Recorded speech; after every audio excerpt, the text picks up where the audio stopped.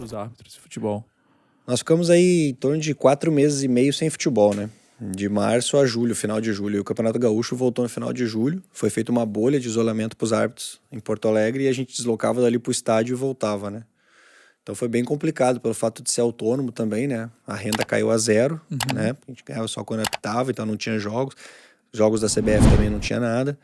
E depois, quando voltou, em agosto em diante, voltou um pouco acumulado, assim, né? Sim. Tinha 3 jogos por semana ali, daqui a pouco 2, 4, dependia da semana. Todas as categorias, desde o Sub-17 até a Série A, né? Então, assim, passava por tudo. Você atuava em tudo que era lado. Precisa de um aqui, vai fulano, fulano, fulano. Esse mesmo fulano já vai sair daqui, daí vai pra casa, daí amanhã ele vai pra outro jogo. E assim foi trabalhando, Correria. né? Depois, foi bem corrido, assim, foram 4 meses bem corridos, né? Mas foram muito produtivos, foram muito bons, assim, a gente sofreu bastante o fato de não ter tido futebol esses 4 meses, porque nós dependíamos também disso, né? Mas assim, eu consegui me preparar bem, consegui me manter preparado, né? Saía para treinar mais à noite, que tinha um movimento mais fraco na rua de pessoas assim para correr mesmo e tal.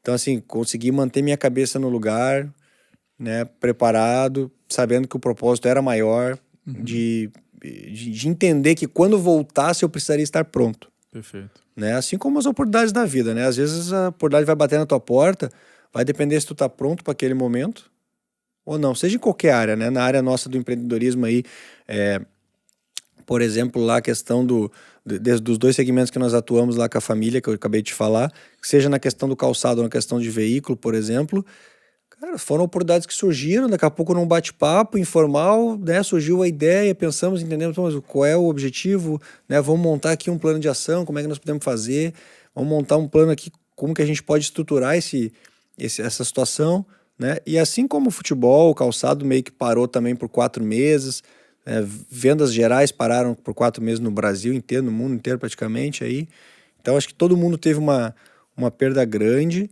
E o empreendedor com certeza sentiu muito, né? Eu não tenho dados assim, mas eu sei que muita empresa fechou porta. Muita empresa fechou porta. Os pequenos empreendedores, na minha opinião, foram os que mais sofreram. E vou te dizer por que eu acho que eles foram os que mais sofreram. O que acontece? No teu bairro, tu tem vários pequenos comércios. E no centro da cidade, geralmente, tem os grandes comércios. Hipermercados, enfim, supermercados.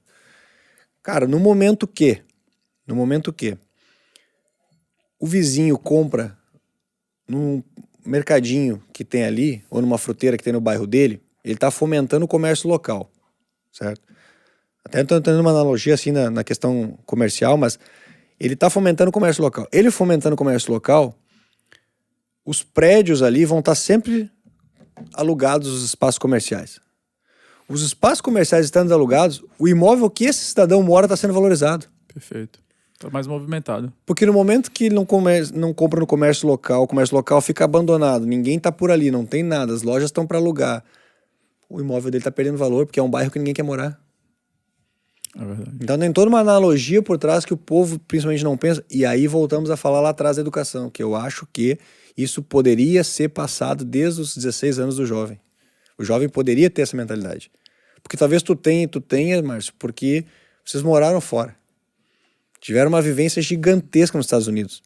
Agora o cara que é mais humilde, que não teve a oportunidade de viajar para fora, ele não vai ter isso, porque a educação não dá isso para ele, o ensino não tá trazendo isso para ele.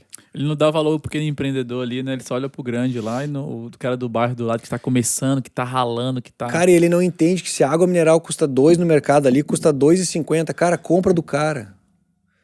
Ajuda o cara. Não, então não compra muitas, mas compra uma ou outra. Uma banana, uma maçã, uma fruta. Eu tava falando isso com minha esposa. Ela foi comprar um leite pro meu filho. O leite custava, sei lá, R$9 no mercadinho perto lá de casa. E aí custava R$5 no Bourbon, que é um mercado grande aqui do sul, né? Como assim? Isso é inadmissível e tal, não sei o que, não sei o que. Eu falei, cara, olha a localização do mercadinho. Na sua rua, a nossa rua das principais da cidade. Então já é uma rua cara. Então imagina o aluguel desse cara. Ele tá alugando um espaço pequeno.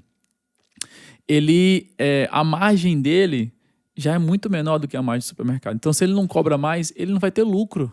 Porque ele não ganha no volume que o supermercado ganha. E ainda não tem um volume, que ele vende muito pouco. Então se ele vende muito pouco, ele tem que vender um pouquinho mais caro, porque senão ele não tem renda. Então, assim, isso é pensar na economia. A economia funciona assim, né? E se você não entende isso, cara, muitas vezes você meio que negligencia esse teu papel como cidadão, né? E esse mesmo mercadinho que tu tá falando, eu sei qual é, conversei com o proprietário do mercadinho quando eu fui comprar uma água de 5 litros lá.